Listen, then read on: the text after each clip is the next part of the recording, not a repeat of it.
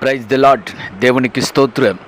క్రీస్తునందు ప్రియ సహోదరి సహోదరులారా, మన ప్రభువును రక్షకుడునైన యేసుక్రీస్తు నామములో మీకు వందనములు తెలియజేయుచున్నాం.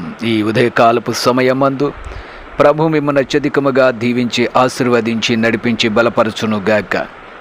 ఈ దినము యొక్క వాగ్దానము, ఎండిన భూమి మీద ప్రవాహ జలములను కుమ్మరించేదను. యెషయా గ్రంథము 44వ అధ్యాయము 3వ వచనము.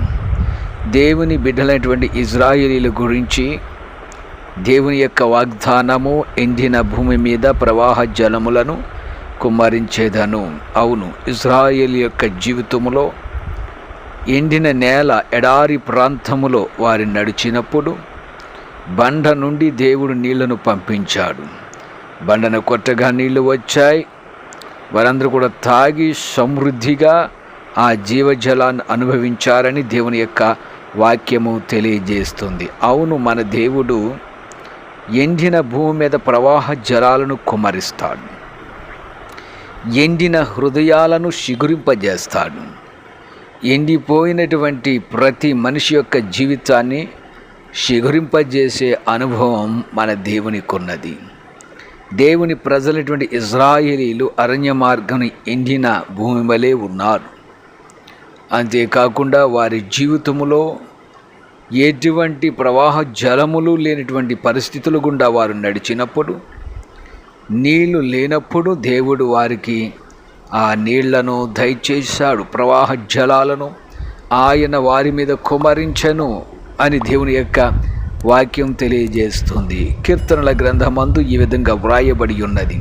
ఎండిన నేలను నీటి ఊటల చోటుగాను ఆయన మార్చి వారచట నివాసపురము ఏర్పరచుకున్నట్లును, పొలములో విత్తనములు చల్లి ద్రాక్ష తోటలు నాటి వాటి వలన సస్య ఫల సమృద్ధి పొందునట్లు ఆయన ఆకలి గొనిన వారిని అచ్చట కాపురముంచెను. కీర్తనల గ్రంథము 107వ కీర్తన 36, 37 చరణములు. క్రీస్తునందు ప్రియ సహోదరి సహోదరులారా, ఎండిన నేలను నీటి ఊటలుగా ఆయన చేస్తున్నాడు. ప్రియమైనటువంటి వారులారా, మీ జీవితములో, మీ బ్రతుకులలో ఆశీర్వాదము లేదు, దీవెన లేదు అని మీరు తలంచి ఉండవచ్చును.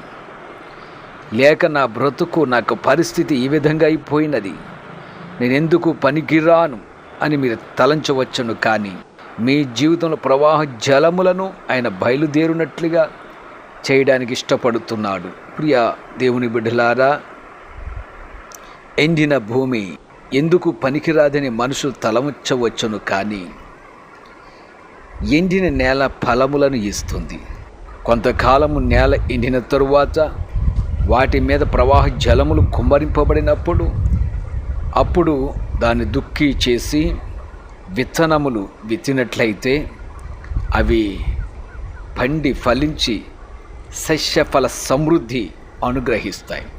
ప్రతివాని యొక్క ఆకలిని తీరుస్తాయి. ప్రియ సహోదరి సహోదరులారా, మీ జీవితాలను కూడా దేవుడు తన పరిశుద్ధాత్మ అనే జలములను కుమ్మరించి మీరు అభివృద్ధి పొందినట్లు, అనేకులకు మేలుకరముగా ఆశీర్వాదకరంగా దేవుడు మీ జీవితాలను చేయడానికి ఇష్టపడుతున్నాడు. కాబట్టి భయపడకండి. కష్టములు, నష్టాలు ఇవన్నీ కూడా మీ జీవితాలు ఎండిన ఎడారి వలె చేయవచ్చును. కానీ దేవుడు పరిశుద్ధాత్మని ప్రవాహ జలములను మీ మీద కుమ్మరించినప్పుడు మీరు ఫలిస్తున్నారు, అనేకులకు ఉపయోగకరంగా మారుస్తున్నారు. ప్రియమైనటువంటి వారులారా, దేవుడు ఆ విధంగా చేయడానికి ఇష్టపడుతున్నాడు. మీరు ప్రార్థన చేయండి. ప్రభు, మా జీవితాల్లో, మా యొక్క బ్రతుకులలో ఎండిన ఈ బ్రతుకులను చిగురింపచే ఆశీర్వాదకరంగా మార్చు. ఈ ప్రవాహ జలముల చేత మమ్మల్ని ఆశీర్వదించమని అడగండి. తప్పక దేవుడు మీ జీవితాల్లో అద్భుతం చేయడానికి ఇష్టపడుచున్నాడు. అట్టి కార్యమును దేవుడు మీకు దయచేయును గాక. ఆమేన్. ప్రార్థన చేద్దాం. ప్రియ పరమ తండ్రి, జీవాధిపతి, రక్షకుడా, విమోచకుడా, ఎండిన నీ బిడ్డల జీవితాల్లో గొప్ప ప్రవాహ జలాలను కుమ్మరించి ఆశీర్వదించండి, విస్తరింపచేయండి. వారి జీవితాలను ఫలభరితమైన ఆశీర్వాదము గల జీవితాలుగా చేసి నీ బిడ్డలను ఆశీర్వదించమని యేసు నామమున అడుగుచున్నాము తండ్రి. Amen, amen, amen.